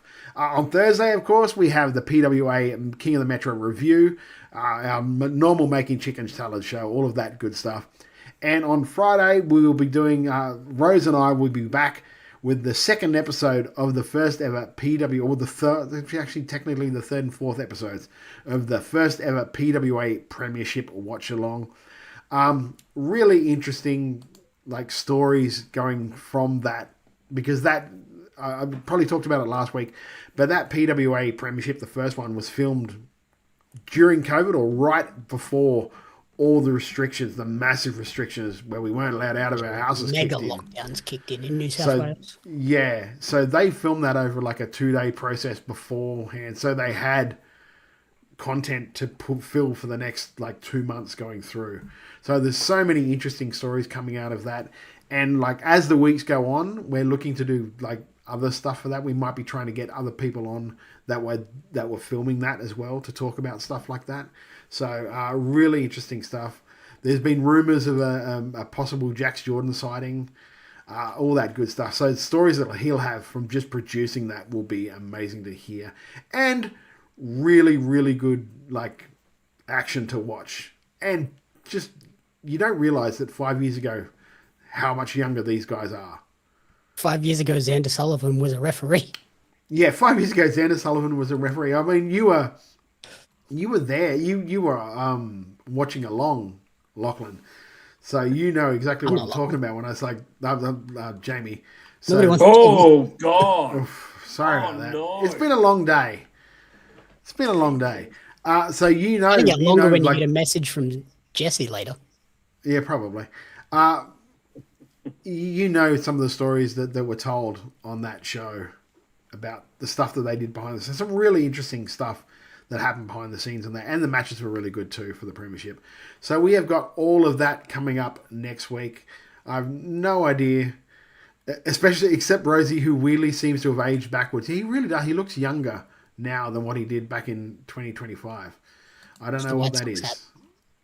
Power of the Ring. The power of the White Sox hat. Power of the White Sox hat? Possibly. Fountain of Youth. It's that Fountain of Youth. Oh, geez, I need to get that off the screen. How can I do that? Where's my comments? I'm manning this all on my own. God damn it. Just remember, guys, if you haven't already, make sure you subscribe to Wrestle Radio Australia. It's free. You can do it on YouTube, Apple Podcasts, Spotify, Twitch, or anywhere you get your podcasts from. If you do stop by Apple Podcasts, give us a rating and review while you're there. Give us 5 stars. And it helps us get inside more ears. And Bloody DJ is right. It's the power of the nickel facts. That's what it is that gets him through the day. 100%. If you do get any of our merch from Redbubble, the proceeds go to Beyond Blue and Gotcha for Life. Men's charity, mental health charities that we really do support here on the channel. If you subscribe to, was it Amazon Prime? Jamie? Yeah. Yes. Yeah, if you subscribe to Amazon Prime, you get a free subscription that you can throw towards a Twitch channel. If you do and you can, please throw it towards us. It helps us out and helps the back end of this show, getting it up and having it look the way it does and all of that good stuff. So really doesn't cost you anything because it's all part of your Amazon Prime subscription. So it really does help us out though. Also, my friend, what else was I doing? I can't remember now. Jeff, what have you got coming up, my friend? Next weekend I'm going to be at PCW Carnage out there. So I'm looking forward to that. I'm in Castlemaine over the weekend, Storytelling Clock Tower for a group there. So if you've never played Blood on the Clock Tower, come along, have some fun. And I'm looking forward to, of course, the PWA King of the Metro and seeing Lachlan get his ass kicked. Yeah, Michael from Moonside Press is making the long trek out to PCW as well. If you don't Jamie, say hello, Michael, I'll be very cranky. But if you do, don't say hello, I would understand. Jamie, what have you got coming up this weekend, mate? You're the busiest man in Australian wrestling. So I have my review of Jackass Best and Last will drop tomorrow. And then next week I have an interview with Magician Jackson Aces, and then the new magazine and the new cards for Oz Wrestling Cards. The August pack is available for pre-order now. If you follow the wrestlers, there's been a few teasers of who's in that pack. So definitely want to get it. It's a good one. That is awesome. Please support people who support Australian wrestling. If you're around the country and you know there's a show on in your neighborhood this weekend, go out and have a look. Check it out. Australian wrestling, it is the best wrestling in the world. So that will do us until Saturday night when we'll be back here for the PWA post-show live when we cross to Jamie and Lachlan, if he is still alive, at the Metro. Until then, for Jamie Apps, for Jeff Setti, I am Todd Eastman, and we will see you on Saturday night. Trying to make chicken salad out of chicken shit, and it was just awful. I've turned chicken salad into chicken shit. I will continue to do so. Making chicken salad out of chicken shit. Make chicken salad out of chicken shit. People is as people does, that's all.